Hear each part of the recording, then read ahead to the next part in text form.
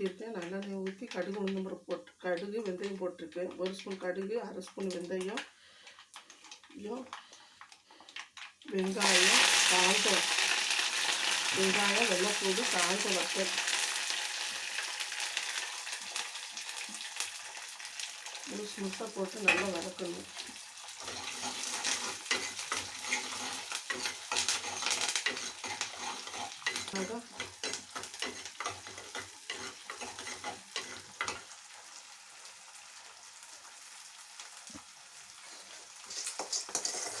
சுண்ட வத்தலையும் கொஞ்சமாக சுண்ட வத்தல் போட்டுருக்கு.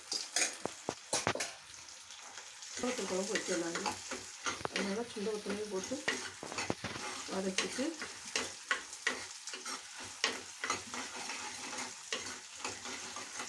நல்லா பொன்னரமாக வதக்கணும்.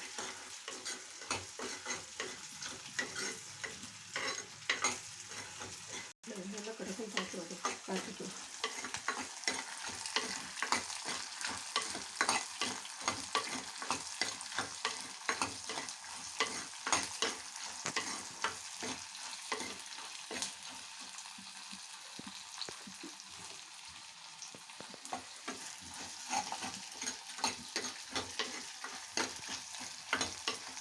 நல்லா பொன்னரமாக வதங்கினோடனே இதில் மல்லி, வத்தல், மிளகு, சீரகம் எல்லாம் வறுத்து வச்ச மசாலையை இதில் ஊற்றுறேன்.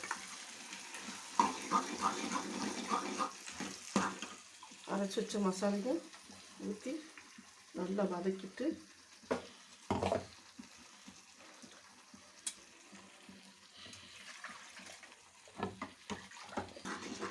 கொஞ்சம் மசாலையை வதக்கிட்டு புளி கரைசலை இப்படி வடிகட்டினோம்னா உங்களுக்கு புளி இது உள்ளாது, சக்கைகள் உள்ளாமல் சுத்தமாக வந்துடும். புளி கரைச்சி ஊற்றிட்டு உப்பு தேவையான உப்பை போட்டுறேன். அவ்வளோதான், வத்த குழம்பு ரெடி.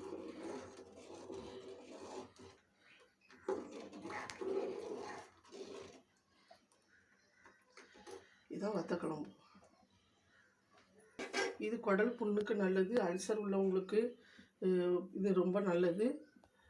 குடல் புண்பட்டு, நாள்பட்ட புண்பட்டு அது அடிக்கடி நீங்கள் சாப்பிட்டோம்னா இதில் வயிற்றில் உள்ள கெட்ட கொழுப்புகள், கிருமிகள் எல்லாம் இதாகிடும், அழிஞ்சிரும். இது ரொம்ப ரொம்ப உடம்புக்கு நல்லது. நோய் எதிர்ப்பு சக்தி கிடைக்கும்.